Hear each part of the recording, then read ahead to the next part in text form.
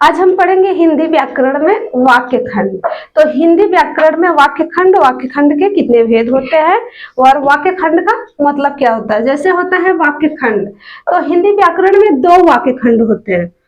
दो वाक्य के दो भेद होते हैं। दो भेद, पहला होता है उद्देश्य और दूसरा होता है विधेय।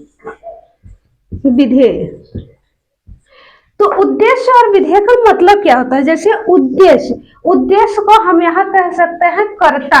उद्देश्य का एक और हम कह सकते हैं कर्ता, यानी कि उद्देश्य को हम कर्ता कहते हैं। और विधेय को हम कहते हैं कर्ता के विषय में कुछ कहना, कर्ता के विषय में बताना। यानी कि उद्देश्य जो होता है वह कर्ता होता है और विधेय जो होता है विशेषता बताता है कर्ता की। तो जैसे हम यहाँ पहला पढ़े उद्देश्य। उद्देश्य वे होते हैं जो कि कर्ता द्वारा किए गए कार्यों को, उद्देश्य वे होते हैं जो कि कर्ता के रूप में प्रयुक्त होते हैं। उद्देश्य कर्ता के रूप में प्रयुक्त होते हैं।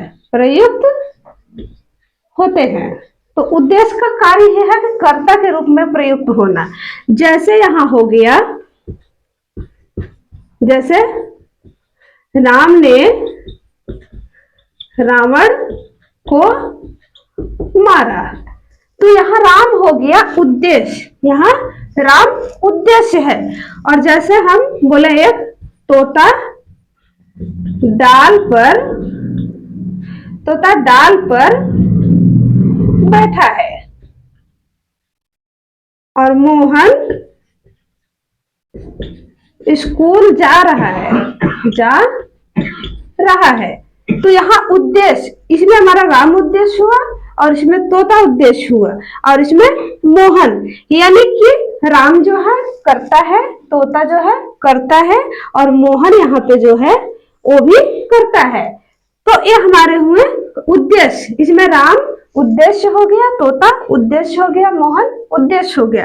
अब हम अगर जैसे यहाँ पढ़े विधेय। विधेय जो होता है वह कर्ता के विषय में बताता है। विधेय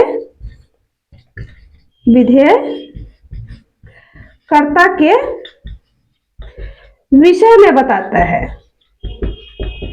तो जैसे यहाँ देखिए, राम ने रावण को मारा,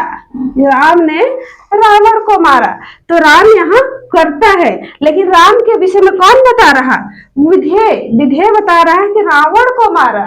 विधेय बता रहा है यानी कि रावण को किसने मारा। तो यहाँ विधेय बता रहा है कि रावण को राम ने मारा, यानी कि राम ने मारा। तो यहाँ ये हमारा रावण को मारना क्या है, विधेय है। वैसे ही तोता डाल पर बैठा है, यानी कि तोता कहाँ बैठा है, विधेय बता रहा है कि तोता कहाँ बैठा है, तो तोता डाल पे बैठा है। ये हमारे हुए उद्देश्य विधेय। इसमें एक और नियम है जो कि कभी कभी हम विशेषण को जोड़कर, इनमें नोट, कभी कभी हम विशेषण को जोड़कर